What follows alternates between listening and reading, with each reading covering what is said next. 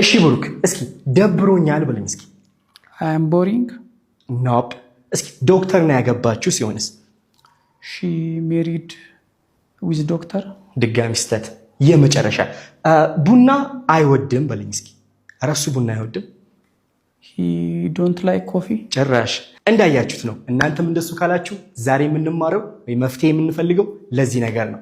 ኮመን ሚስቴክስ በጣም የተለመዱ ስህተቶችን ነው የምናየው። 10 የሚሆኑ እናያለን። ከዚህ በኋላ መሳሳት ቀረ። Is that clear? Let's get started.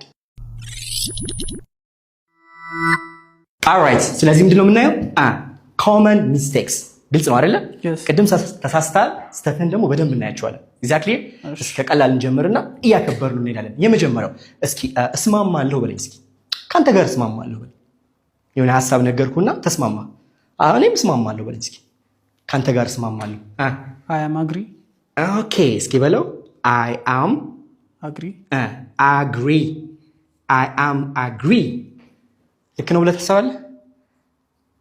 ኖፕ፣ ስህተት ነው። ብዙ ተማሪዎች I am agree ትላላችሁ አይደለ?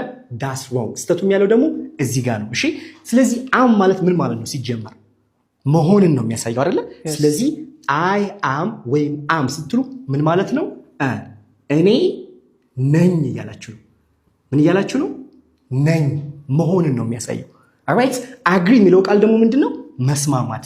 ስለዚህ እኔ ነኝ መስማማት፣ እንደዚህ ይባላል በአማርኛ። እኔ ነኝ መስማማት። ስለዚህ ይሄን ውስጣችሁ exactly እዚህ ጋር am is are ከተጠቀምን ቀጣይ መምጣት ያለበት 3 መንገዶች አሉ። እሺ የመጀመሪያው ምንድነው? verb ing ነው። ስም እናድርገው መጀመሪያ። ስም ናውንስ ስም እናስገባለን አይደለ? እኔ ነኝ፣ ከዛ የሆንከውን ስም።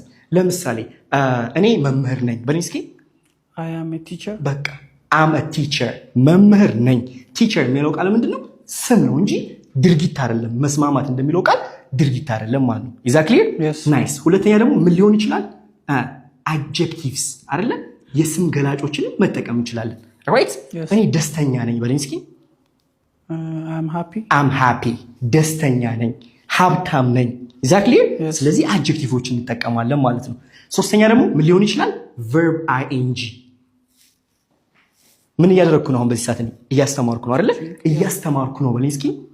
I am teaching. በቃ I'm teaching እያስተማርኩ ነው፣ እንደዚህ እያደረኩ ነው፣ እያነበበች ነው፣ እንደዚህ እያደረኩ ነው ሲሆን እንጠቀማለን። exactly ስለዚህ ከverb to be ከis am are was እሺ ሌላስ where ከነዚህ በኋላ ምንድነው የምንጠቀመው? 3 ነው የምንጠቀመው እንጂ verb 1